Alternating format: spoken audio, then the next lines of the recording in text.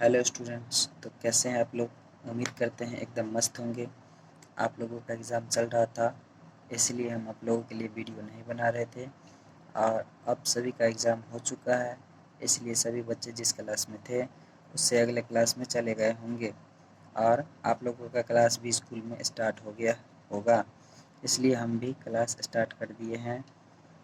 तो चलिए बिना समय बर्बाद किए क्लास स्टार्ट करते हैं। आज हम लोग पढ़ेंगे क्लास 7th का मैथ चैप्टर नंबर 1 का ए, जिसका नाम है पूर्णांक। सबसे पहले समझते हैं पूर्णांक क्या है। पहला पूर्णांक, सबसे पहले समझेंगे पूर्णांक क्या है। ये पूर्णांक किसको कहते हैं। पूर्णांक का अर्थ होता है पूर्ण जोड़ अंक। पूर्ण का मतलब पूरा और अंक का मतलब संख्या या अंक। पूर्ण का मतलब पूरा होता है और अंक का मतलब संख्या या अंक। इसका मतलब है कि पूर्णांक का मतलब पूरा अंक।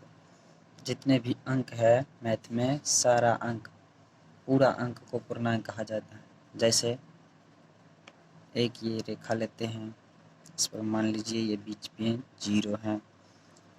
आगे बढ़ते जाएंगे तो प्लस में जाएगा, +1, +2, +3, +4, +5, +6 और डॉट डॉट डॉट डॉट अनंत तक जाएगा। इधर पीछे आएंगे तो -1, -2, -3, -4, -5 डॉट डॉट डॉट डॉट अनंत तक जाएगा। जितना भी इधर पॉजिटिव में है, प्लस में है संख्या, वो जहाँ तक जा सकता है वहाँ तक। और इधर जितना भी नेगेटिव में है, सारा मतलब गणित का जितना भी अंक है सारा पूर्णांक कहलाता है। क्लियर हुआ। चलिए आप समझते हैं पूर्णांक। देखिए यहाँ भी लिखा हुआ है 0, +1, -1, +2, -2, +3, -3, +4, 4, -4, +5, -5 इत्यादि बहुत सारा है। जितना भी अंक है गणित का सारा पूर्णांक कहलाएगा।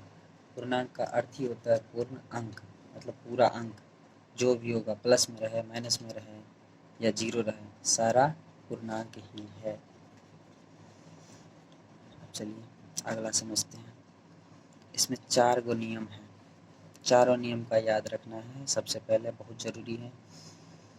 पहला है निमीलन या संवृत नियम। निमीलन या संवृत नियम। दूसरा है साहचारी नियम। तीसरा क्रम विनिमय नियम। और चौथा है योज्य प्रतिलोम और योज्य तत्समक की अवस्थिति। चलिए पहले समझते हैं निमीलन या संवृत नियम क्या है। निमीलन या संवृत नियम ये है जो कोई भी, जैसे मान लीजिए 7 - 5, अगर हम 7 में से 5 घटा रहे हैं तो 2 आ रहा है। किस में? पॉजिटिव में, मतलब प्लस में। प्लस में 2 आ रहा है। प्लस में 2 आ रहा है, प्लस हो या माइनस हो। जैसे 10 में से हम यहाँ पे 14 घटा देंगे, यहाँ पे कम में से ज़्यादा घट रहा है तो माइनस में आएगा, -4। तो ये संख्या या प्लस में आए या माइनस में आए, ये नियम जो हुआ यहाँ से यहाँ तक, उसको ये कहलाएगा निमीलन या संवृत नियम। निमीलन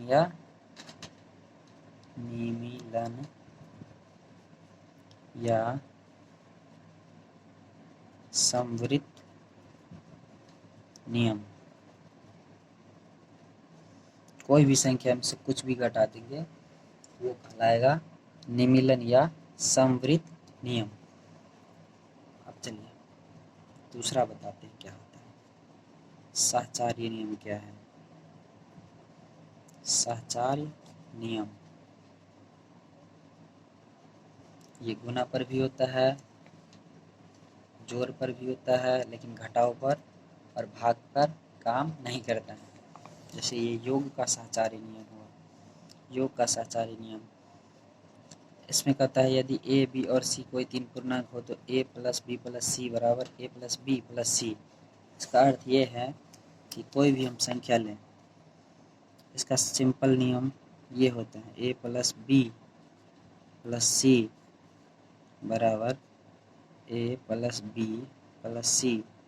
इसमें क्या करते हैं, ए को छोड़ देते हैं और बी और सी को जोड़ देते हैं पहले, तब इससे अगला साइड में क्या करते हैं, ए और बी को जोड़ देते हैं और सी को छोड़ देते हैं। मतलब समझिए, अगर 5 प्लस 6 प्लस 8 रहेगा और इस साइड भी 5 प्लस 6 प्लस 8 रहेगा, इस साइड में क्या करते हैं, 5 को छोड़ देते हैं, पहले वाले को छोड़ देते हैं और लास्ट वाले दोनों को जोड़ देते हैं। इसमें क्या करते हैं, पहले वाला दोनों को जोड़ देते हैं और लास्ट वाले को छोड़ देते हैं। आंसर आएगा उतना ही, लेकिन ये कहलाता है, इस टाइप से लिखा रहेगा तो ये कहलाएगा योग का साहचर्य नियम। ये नियम घटाव पर काम नहीं करता है। अब जैसे देखिए जोड़ पर करते हैं, 5 प्लस 8 6 14 बराबर 5 6 11 प्लस 8। यहाँ पे 14 और 5 19 हो रहा है और 11 और 8 19 हो रहा है। ये दोनों बराबर हो गया योग पर। अब इसी चीज़ को हम अगर घटाव पर करते हैं तो ये काम नहीं करेगा। जैसे देखिए, जैसे 5 माइनस 6 माइनस 8 रहेगा बराबर 5 माइनस 6 माइनस 8 है। यही चीज़ माइनस में पहले हम 5 को छोड़ देते हैं, इन दोनों को घटाव कर देते हैं। इस साइड में क्या करेंगे, पहले वाला दोनों को कर देंगे, लास्ट वाला को छोड़ देंगे। अब देखिए सॉल्व करते हैं, 5 माइनस 6 में से 8 घटेगा तो -2 होगा। इधर 5 में से 6 घटेगा -1 होगा और ये -8 होगा। अब ये 5 और माइनस माइनस गुना करेंगे तो क्या हो जाएगा, +2 बराबर ये -1 और -8। 5 2 हो गया यहाँ 7 और यहाँ हो गया 8 और 1 -9। ये दोनों बराबर नहीं है, इसलिए कहते हैं कि a माइनस बी माइनस सी बराबर नहीं है a माइनस बी माइनस सी। घटाव पर योग का साहचर्य नियम काम नहीं करता है, इसलिए ये विधि गलत हुआ और ये योग पर काम करता है। ये याद रखना, साहचर्य नियम योग पर काम करता है, घटाव पर काम नहीं करता है। समझ गए? क्लियर हुआ? चलिए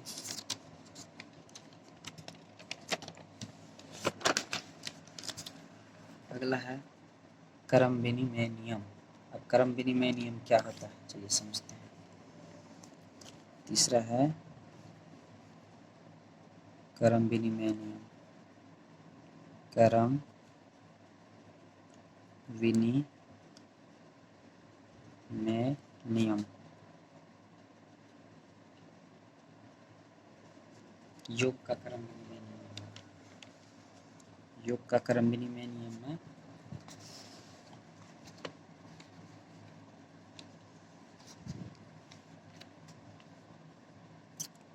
जैसे इसका सिंपल फॉर्म होता है प्लस बी बराबर बी प्लस ए। ये सबसे सिंपल होता है। जैसे मान लीजिए 5 प्लस 10 बराबर में पहले 10 ले लेंगे, फिर 5 और 10 को जोड़ेंगे 15 और 10 और 5 को जोड़ेंगे तब भी 15। ये योग पर काम करता है, दोनों बराबर, दोनों साइड बराबर हो गया, इसलिए ये योग पर काम करता है। और यही चीज़ को देखिए घटाव पर काम नहीं करेगा। a minus B simple form हो गया, बराबर नहीं है b माइनस ए, इस पर काम नहीं करेगा। जैसे देखिए 5 माइनस 10 बराबर 10 माइनस 5। 5 में से 10 घटाते हैं -5 आता है इधर 10 में से 5 घटाते हैं तो 5 आता है, इधर माइनस लग गया और इधर प्लस है, ये दोनों बराबर नहीं है, इसलिए घटाव पर क्रम विनिमय का नियम काम नहीं करता है। घटाव पर क्रम विनिमय नियम का काम नहीं करता है। योग पर कर लिया, 10 5 15, 10 5 15 दोनों बराबर है, दोनों साइड बराबर है, इस साइड और बायां पक्ष और दायां पक्ष दोनों बराबर है, इसलिए योग पर क्रम विनिमय नियम का काम होता है, लेकिन घटाव पर क्रम विनिमय नियम का काम नहीं होता। जैसे 5 में से 10 घटाए तो -5 आ गया, 10 में से 5 घटाए तो 5 आया, ये माइनस में है, ये प्लस में है, दोनों में 10 का अंतर है, इसलिए ये दोनों बराबर नहीं है। तो घटाव पर ये काम क्रम विनिमय नियम का काम नहीं होता है, ये काम नहीं करता है, योग पर करता है और गुना पर करता है, घटाव पर और भाग पर काम नहीं करता है, इसलिए याद रखना इसको। चलिए चौथा है योज्य प्रतिलोम। चौथा है योज्य प्रतिलोम।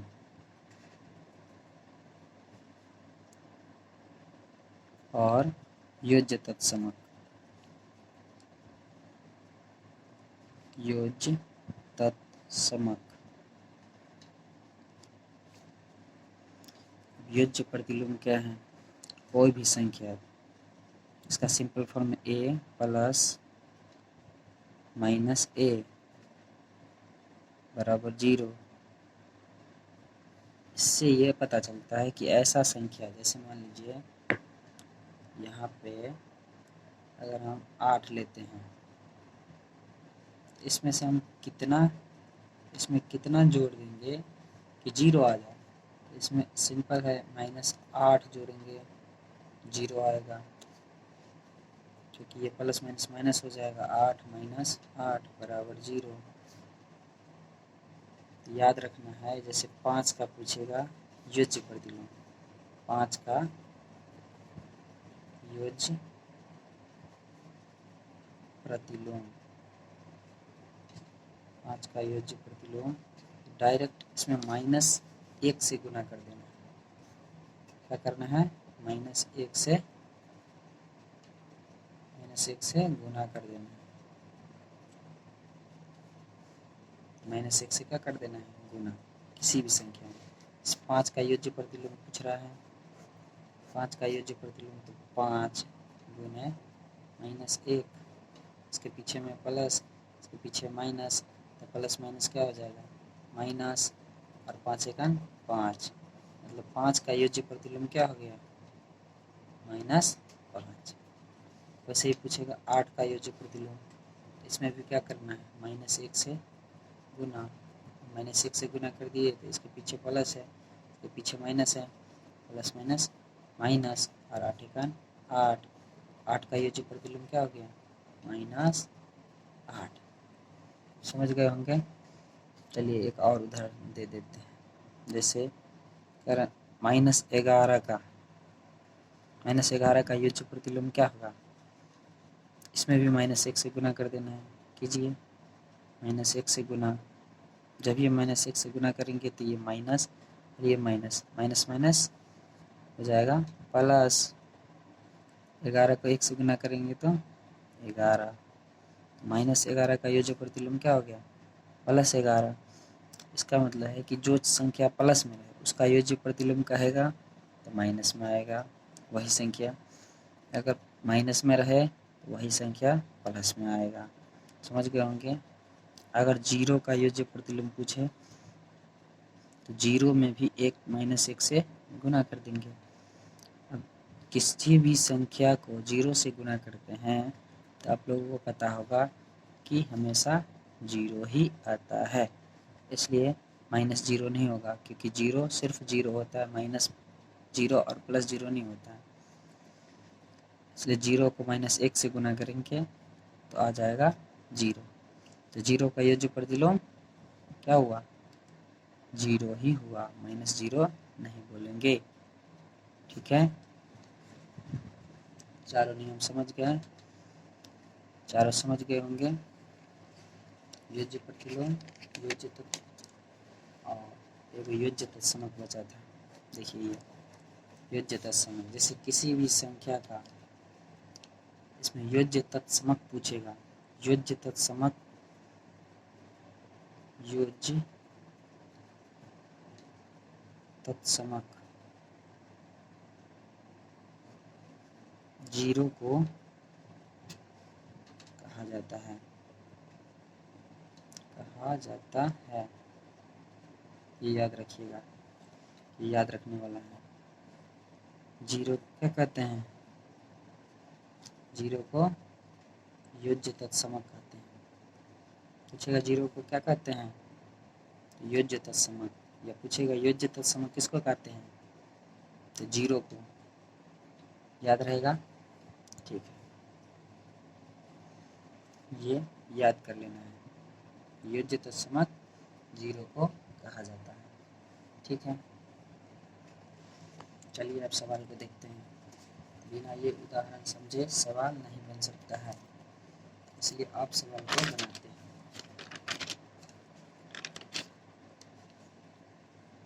देखिए,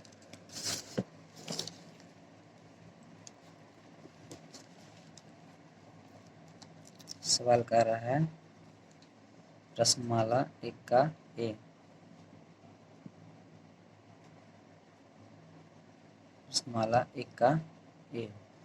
पहला सवाल कर रहा है पूर्णांकों के जोड़ का जो गुणधर्म प्रदर्शित होता है उसका नाम लिखें।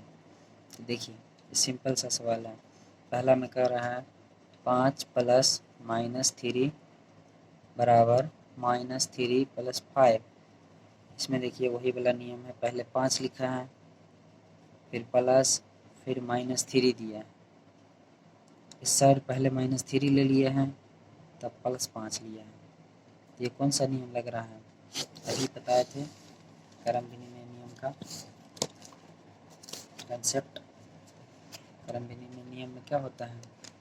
पहले a प्लस b, इसके बाद इस साइड क्या लिख दिया जाता है? पहले b फिर a।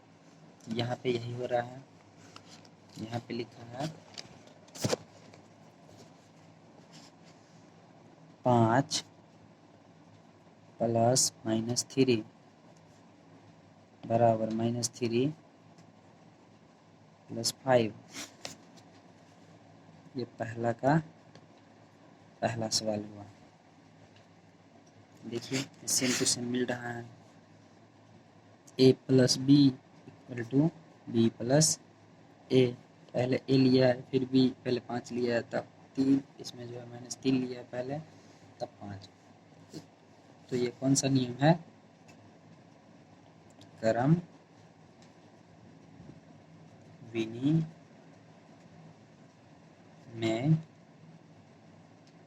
नियम, ऑब्जेक्टिव टाइप है। हो गया ये आंसर। अब देखिए दूसरा सवाल क्या कह रहा है, सेम टू सेम वैसे ही है। देखिए -7 प्लस 1 प्लस -6, इस साइड में लिखा है -7 प्लस 1 प्लस -6। इसमें पहले 7 को छोड़ दिया है, मिडिल कोष्ट में ले लिया है 1 और 6 को। और उस साइड क्या किया है? पहले 7 और 1 को ले लिया, 6 को छोड़ दिया। देखिए -7 है प्लस मिडिल कोष्ट है 1 प्लस -6 है मिडिल कोष्ट 1 इक्वल टू -7 है प्लस 1 है प्लस -6 है। देखिए कौन सा कंसेप्ट लग रहा है यहाँ? इसमें 7 को छोड़ दिया है, 1 और 6 को मिडिल कोष्ट में ले लिया है, बराबर इधर जो है मैंने 7 को और 1 को ले लिया है पहले, और 6 को छोड़ दिया है।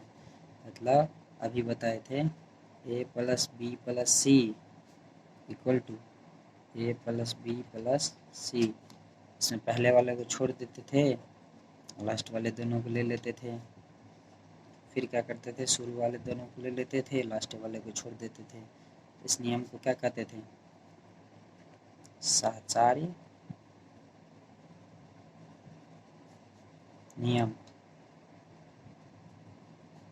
साहचर्य नियम याद रखना। जब शुरू वाले को छोड़ देते हैं 3 को अंक रहता है, शुरू वाले को छोड़ देते हैं, लास्ट वाला दोनों को ले लेते हैं। दूसरा साइड में शुरू वाले दोनों को ले लेते हैं, लास्ट वाले को छोड़ देते हैं। इसको क्या कहा जाता है? साहचर्य नियम। समझ में आ रहा होगा? देखिए दूसरा सवाल में क्या कह रहा है। दूसरा सवाल में कह रहा है निम्नलिखित पूर्णांकों के योज्य प्रतिलोम लिखिए। अभी तुरंत बताए हैं, अभी तुरंत बतेवे किए हैं। योज्य प्रतिलोम किसको कहते हैं? कोई भी संख्या का कह रहा है उसको जो है -1 से गुना कर देना है, सिंपल है। 10 का कह रहा है, पहला 10 का योज्य प्रतिलोम कर रहा है, योज्य 10 का योज्य प्रतिलोम क्या होगा बताइए? 10 में कर देना है -1 से गुना, अभी बताए थे। इसके पीछे प्लस, इसके पीछे माइनस, तो प्लस माइनस हो जाता है माइनस, और 10 को 1 से गुना करेंगे तो 10, मतलब जो भी चीज़ करते हैं उसमें जो है -1 से गुना कर देना। तो 10 का योज्य प्रतिलोम -10 हो गया। अब देखिए दूसरा क्या कर रहा है? -3 का योज्य प्रतिलोम, यहाँ पे लिखना है -3, उसको गुना कर देना।